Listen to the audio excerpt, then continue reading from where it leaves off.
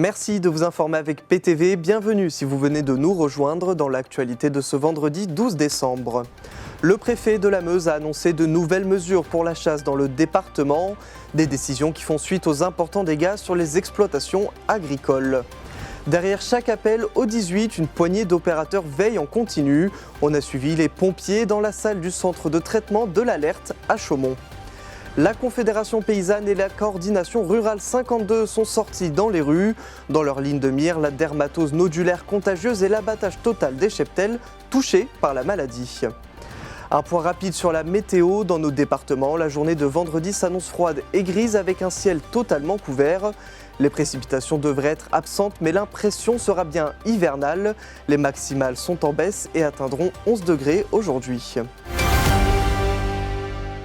Comme je vous le disais en titre, le 11 décembre dernier, hier, le préfet de la Meuse a annoncé de nouvelles mesures pour la chasse contre le gibier dans le département.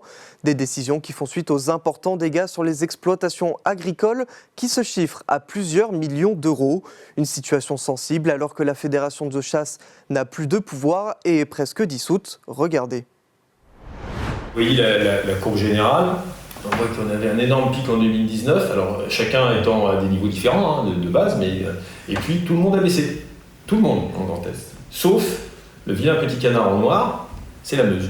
Une nouveauté pour abattre encore plus de gibier et réguler les animaux en Meuse. Le préfet du département a annoncé la création de battues administratives afin de permettre aux chasseurs et aux communes de pouvoir tuer encore plus de bêtes que prévu. La prolongation du schéma départemental de chasse est arrivé à expiration.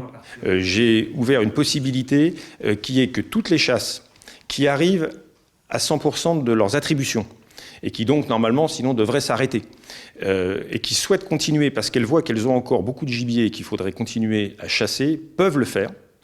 Il faut qu'elles m'adressent une demande de battue administrative à la DDT et on va leur permettre de faire ces battues qui leur permettront de chasser normalement avec quelques conditions, présence des louvetiers pour compter, etc. Mais c'est très simple. Je constate les problématiques de chasse en Meuse qui est de libérer la chasse et de permettre aux chasseurs de chasser de façon à diminuer des populations qui sont souvent excédentaires et qui causent des dégâts très importants aux cultures et la sylviculture. Parce que je suis bien conscient qu'aujourd'hui, le problème qu'on a, c'est qu'avec la non-gestion qu'on a eu depuis plusieurs années par la fédération de chasse et les mauvaises pratiques d'un certain nombre de chasses, pas la majorité, mais un certain nombre qui ont plombé les autres, on a un cercle vicieux avec une chasse qui coûte de plus en plus cher et donc des chasseurs qui, du coup, sont de moins en moins incités à chasser alors qu'on a besoin qu'ils chassent plus.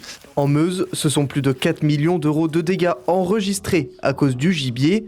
Dans cette exploitation, une partie des cultures est ravagée, notamment à cause des sangliers.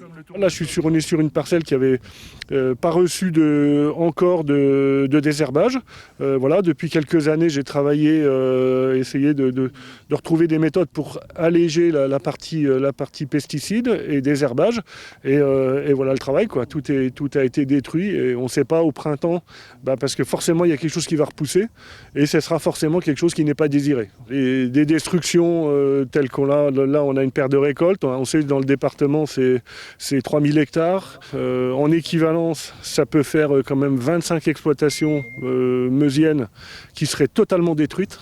Désormais, lorsque les chasseurs sont arrivés à 100% de leurs attributions et la battue administrative est validée par la préfecture, les bagues deviennent gratuites. Un objectif supplémentaire surveillé de près par la direction départementale des territoires qui veut réguler le nombre de sangliers. Le quota global n'est jamais atteint, on atteint 80% au niveau global et donc ça veut dire que c'est comme si on ne chassait pas une année sur les 5 années. Donc c'est vraiment notre sujet. On a environ 25 000 sangliers à tuer chaque année, mais on sait qu'au vu de la population, au vu des dégâts, des 3000 hectares qui sont faits, on a largement plus besoin de tirer sur les sangliers pour diminuer cette population. Donc c'est pour cela aussi qu'on a fait des tirs de destruction cet été. C'est une première victoire et c'est une victoire qui n'est pas que arithmétique, c'est aussi une victoire sur le fait de se dire que la chasse à l'affût est une chasse tout à fait indispensable et qui doit être pratiquée en plus de la battue tout au long de l'année. Pour les municipalités, les dégâts sont aussi considérables, notamment dans les forêts communales, ce qui leur fait perdre énormément d'argent. C'est des hardes de 70 à peut-être 100 cerfs, plus les sangliers, donc on ne les compte plus. Mais c'est vraiment, nous, on est arrivé au summum. Pour nous, on ne peut plus rien faire, on veut dire. Parce que nos forêts sont dévastées par le gibier. On a eu du scolyte, on a été obligé de couper tous nos sapins. On a voulu replanter, mais en replantant, il a fallu qu'on grillage. Donc c'est inadmissible de devoir grillager la forêt pour pouvoir replanter. Sinon, on n'a plus rien, tout est bouffé. Les élections de la Fédération de chasse sont attendues à partir de février l'année prochaine. Aujourd'hui, il n'y a plus de direction suite à la démission de tous les décisionnaires. Pour le moment, seule une liste est déclarée. Derrière chaque appel au 18, une poignée d'opérateurs veille en continu. Dans la salle du centre de traitement de l'alerte de Chaumont, ces pompiers sont les premiers à écouter, analyser et déclencher les secours pour tout le département. Un travail sous pression partagé avec le SAMU, où chaque seconde compte. Un reportage de Célia Richard. Urgence pompier, j'écoute. Ils sont les premiers interlocuteurs lorsqu'un appel arrive au 18. Ils travaillent dans l'ombre, mais jouent un rôle décisif. Ce sont eux qui décrochent, évaluent la situation, hiérarchisent l'urgence et tentent de calmer les appelants, parfois en détresse. Ces pompiers sont les opérateurs au centre de traitement de la régulation de l'alerte du SDIS 52. Du coup, la salle opérationnelle est divisée en plusieurs blocs. On a devant vous le chef de salle aujourd'hui qui est là pour gérer et réguler la salle opérationnelle. Et sur les postes ici et au bout, on a 3 opérateurs. En moyenne, ce sont 180 appels et 35 départs en intervention par jour.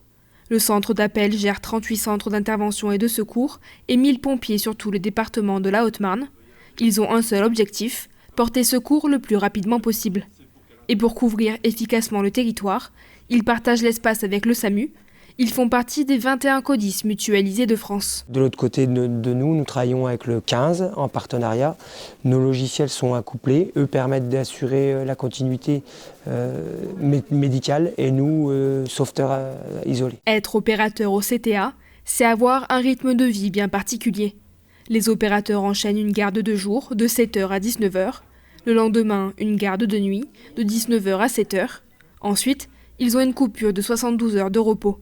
Et pendant ces 12 heures, ce sont un chef de salle et 2 opérateurs qui répondent aux appels. Donc si j'ai bien compris, ce serait fait agresser au visage avec du verre, il aurait une plaie au nez. Est-ce que là, elle vous répond, la dame, ou pas? La dame, elle est pillée dans le véhicule, quoi. Des outils bien spécifiques sont mis à leur disposition. Dans un premier temps, la prise d'informations. Donc tout en fait passe par principalement une application. Dans une application, en fait, on a différentes fonctionnalités. Donc là, ça va être ce qu'on appelle le train de départ, où on sait qu'on va rentrer l'adresse, le nom de la personne. Et ensuite, après, on a ce qu'on appelle un questionnaire opérationnel qui va nous aider à décider en fait de quel type d'engin on va pouvoir envoyer. Donc par exemple, là, ça nous aide à décider est-ce que la personne parle, est-ce qu'elle est gênée pour respirer. Déjà, rien que là, on va pouvoir nous orienter si elle est gênée pour respirer. Ça nous déroule encore une suite du questionnaire. Si besoin, la géolocalisation est possible. Elle est utilisée quand la victime n'arrive pas à se situer. Voilà, donc ça, c'est la personne qui vient de nous appeler. Donc sur la ligne 18, on a son numéro de téléphone. Donc là, c'est un test. Et monsieur qui habite à Saint-Dizier. Si je zoome sur la carte, en fait, ici, j'ai un petit rond vert qui nous donne en fait une première zone.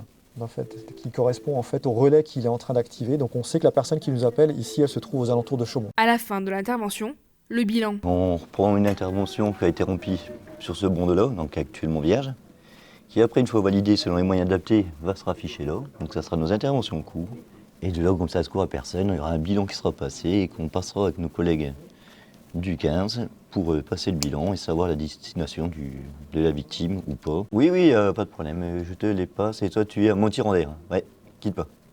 Donc là je vais appeler le SAMU pour passer le bilan. Le bilan a été envoyé là.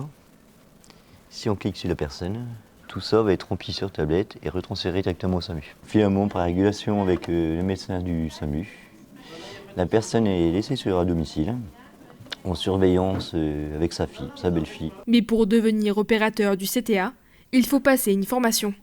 D'abord, l'étape théorique, qui dure 15 jours, Puis la période pratique où les apprenants doivent faire 10 doublures. Au tout début, on est avec l'opérateur à côté de nous qui prend les appels et nous, on regarde un petit peu comment il fait pour pouvoir appréhender au mieux les prises d'appel quand on sera seul.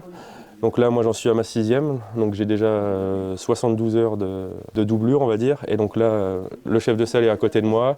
Je commence à prendre les appels en autonomie et si vraiment il y a besoin, c'est lui qui va venir me suppléer ou me conseiller. Au centre d'appel de Chaumont, l'effectif se compose de 7 adjoints chefs de salle, 10 opérateurs à temps plein et 30 réservistes. Chaque année, ils prennent en charge entre 60 000 et 70 000 appels. On va certainisé code 52, donc le véhicule serait sur le rond-point avec une victime à l'intérieur consciente. Police prévenue seront sur les lieux. Avez-vous reçu parler? Ce mercredi 10 décembre, la Confédération paysanne et la Coordination rurale 52 ont manifesté devant la préfecture de Chaumont. Dans la ligne de mire des agriculteurs, la dermatose nodulaire contagieuse et l'abattage total des cheptels touchés par la maladie. Ils demandent également le déclassement de cette maladie au sein de l'Union européenne. Regardez. Que l'abattage total, ça tue les paysans plus que ça tue les bovins. Ils sont une vingtaine devant la préfecture de Chaumont. Ce matin, ils manifestent, des vaches taguées sur le sol et le corps des éleveurs détouré à leur côté. La coordination rurale et la Confédération paysanne ont manifesté ensemble pour dénoncer l'abattage total des cheptels. Lorsqu'un de leurs animaux est contaminé par la dermatose nodulaire contagieuse, mais aussi sur les violences subies par les agriculteurs lors de la manifestation dans le Doubs début décembre. À notre hauteur, il y a la vaccination qui est là pour protéger les troupeaux. Le vaccin existe, il est efficient, il est long à mettre en place, donc plus on tardera à le mettre en place, plus on s'expose au danger. L'abattage total n'est pas une solution puisqu'on le voit, les cas se développent en France. On a désormais environ 110 élevages qui ont été touchés et donc abattus en totalité des animaux contaminés. Et pas seulement contaminés, de nombreux animaux sains ont été abattus pour rien. Alors les normes européennes, aujourd'hui, la DNC est classée catégorie A. Et cette catégorie impose l'abattage total. Donc on demande le déclassement en catégorie B, où on n'abat plus que les animaux contaminés et qui permet aussi la vaccination. Les agriculteurs demandent également à l'État de mettre en place un protocole de vaccination plus large pour anticiper la propagation de la DNC. Annie Genevard, ministre de l'Agriculture, est par ailleurs ciblée sur le manque de budget accordé aux vaccinations. Pour le monde agricole, ces décisions sont vécues comme un abandon. C'est pour arrêter l'abattage à 100%, quoi. On arrête les abattages et puis qu'on laisse au moins pour les troupeaux qui ont été vaccinés le temps que le vaccin, que les bêtes s'immunisent. C'est malheureux, voilà, et on se rend. Le monde agricole est tellement en difficulté en ce moment que faut peut-être arrêter les bêtises, quoi. Les délégations syndicales ont par la suite été reçues par la préfète de la Haute-Marne pour échanger sur leurs doléances, mais aussi pour comprendre comment le département réagirait en cas d'épidémie. D'autres manifestations sont à prévoir comme à Bar-le-Duc, le vendredi 12 décembre prochain, autour des mêmes problématiques. Vous pouvez retrouver toute l'actualité en continu sur notre site internet puissancetélévision.fr et notre application mobile.